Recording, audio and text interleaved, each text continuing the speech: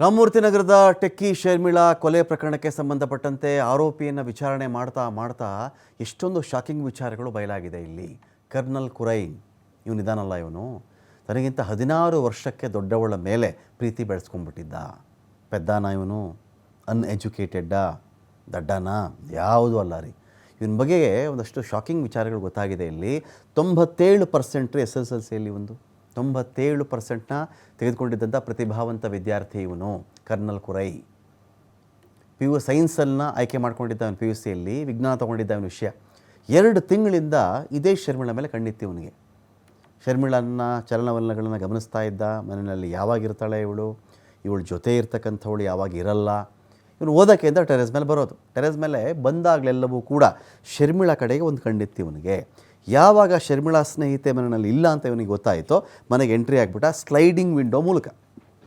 ಆ ಸ್ಲೈಡಿಂಗ್ ವಿಂಡೋವನ್ನು ಪೊಲೀಸರು ಓಪನ್ ಮಾಡೋಕ್ಕೆ ಒದ್ದಾಡಿದ್ದಾರೆ. ಇವನಿಗೆ ಕಾಲೇಜಲ್ಲೂ ಆ ಥರ ಸ್ಲೈಡಿಂಗ್ ವಿಂಡೋ ಇತ್ತಂತೆ, ಅಲ್ಲೆಲ್ಲ ಬುಕ್ಗಳೆಲ್ಲ ಸಿಕ್ಕಾಕೊಂಡ್ಬಿಡ್ತಾ ಇತ್ತಂತೆ.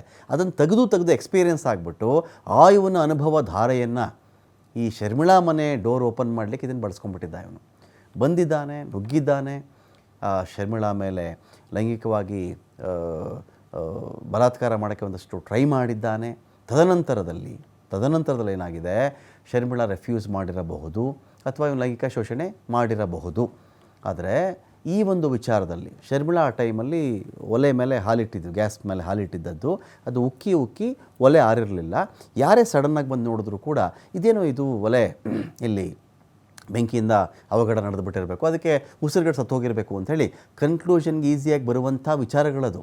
ಆದರೆ ಆಮೇಲೆ ಏನು ಮಾಡಿದ್ದಾನೆ ಇವನು, ಯಾವಾಗ ತನ್ನ ಇಡೀ ಕೃತ್ಯ ಬಯಲಾಗಿಬಿಡ್ತು ಅಂತ ಭಯ ಬಂತು, ಶರ್ಮಿಳಾ ಫೋನ್ ತೊಗೊಂಡ, ಅಲ್ಲೊಂದು ಬೆಂಕಿ ಹಚ್ಚಿಬಿಟ್ಟ, ಅಲ್ಲಿಂದ ಓಡ್ಬಿಟ್ಟ. ಅದೇ ಸ್ಲೈಡಿಂಗ್ ಡೋರ್ ಮೂಲಕ ಅವನು ಓಡ್ಬಿಟ್ಟ. ಸುಮಾರು 1 ವಾರ ಆಯಿತು. ಇನ್ನು ನಾನು ಸಿಕ್ಕಾಕೊಳ್ಳೋದಿಲ್ಲ, ನಾನು ಇನ್ನೆಲ್ಲಿ ಸಿಕ್ಕಾಕೋತೀನಿ, ಇಷ್ಟೊತ್ತಿಗಾಗಲೇ ಹಿಡಿದು ಬಿಡಬೇಕಾಗಿತ್ತು ಅಂತ. ಇವನ ಅದೃಷ್ಟಕ್ಕೆ ಅದೇ ಮನೆ ಅಕ್ಕಪಕ್ಕ ಇದ್ದಂಥವ್ರು ಕೆಲವರು ಶರ್ಮಿಳಾ ಸತ್ತ ಅಥವಾ ಕೊಲೆ ಆದ ದಿನ ನಂದಿ ಬೆಟ್ಟಕ್ಕೆ ಹೋಗಿದ್ದಂತೆ.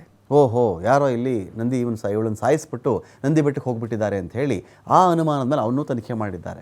ಆದರೆ ಅಲ್ಲೇನೂ ಸಿಕ್ಕಲಿಲ್ಲ, ಆ ಥರದ್ದು ಬಲವಾಗಿರಲಿಲ್ಲ. ಅದು ಸ್ಟವ್ ಕೂಡ ಆಫ್ ಮಾಡಿರಲಿಲ್ವಲ್ಲ, ಈ ಬೆಂಕಿಯಿಂದ ಏನೋ ಆಗಿರಬೇಕು ಅಂತ ಸುಮ್ಮನಿದ್ರು. ಆದರೆ ಯಾವಾಗ ಇವನು ಶರ್ಮಿಳಾಳ ಫೋನಿಗೆ 1 ವಾರ ಆದಮೇಲೆ ಸಿಮ್ ಹಾಕೋಕ್ಕೆ ಶುರು ಮಾಡಿದ್ನೋ, ಸಿಮ್ ಹಾಕಿದ ತಕ್ಷಣ ಅದು ಟ್ರೇಸ್ ಆಗಿಬಿಡುತ್ತೆ. ಸೊ ಅದರ ಮೇಲೆ ಇದು ಪೊಲೀಸರು ಕರ್ಕೊಂಬಂದಿರೋದು. ಎಲೆಕ್ಟ್ರಿಕಲ್ ಎಂಜಿನಿಯರ್ ಕೂಡ ಇದು ಗ್ಯಾಸ್ ಸೋರಿಕೆಯಿಂದ ಆಗಿದೆ ಅಂತ ಹೇಳಿಬಿಡ್ತಾರೆ. ಆದರೆ ಇವನು ಯಾವಾಗ ಸಿಮ್ ಹಾಕೋವರೆಗೂ ಕೂಡ ಈ ವಿಷಯ ಗೊತ್ತಾಗಿರಲ್ಲ. ಇಂಥ ಒಂದು ವಿಚಾರದಲ್ಲಿ 16 ವರ್ಷ ಮೇಲೆ ಜಾಸ್ತಿ ವಯಸ್ಸಾಗಿರೋಳ ಮೇಲೆ ಇವನು ಆಸೆ ಬೆಳೆಸ್ಕೊಂಡು 97% SSLCಯಲ್ಲಿ ತೊಗೊಂಡಿದ್ದಂಥ ಒಬ್ಬ ವಿದ್ಯಾರ್ಥಿ ಇಂಥ ನೀಚ ಮಟ್ಟಕ್ಕೆ ಇಳಿದು ಇವತ್ತು ಒಂದು ಕೊಲೆ ಆರೋಪಿಯಾಗಿ ಪೊಲೀಸರ ವಿಚಾರಣೆಯನ್ನು ಫೇಸ್ ಮಾಡ್ತಾ ಇದ್ದಾನೆ.